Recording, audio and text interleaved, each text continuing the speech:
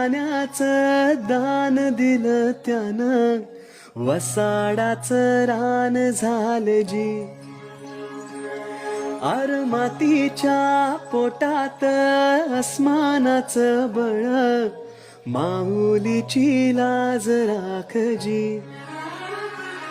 या मिन त्या दिव्याला तू साकड घाल, या तळमळत्या जीवाला दे जाणीव होऊन, दे धग धग त्या निखाऱ्याला मायेची ओल, या रख रख त्या भुईला दे घामाचं मोल.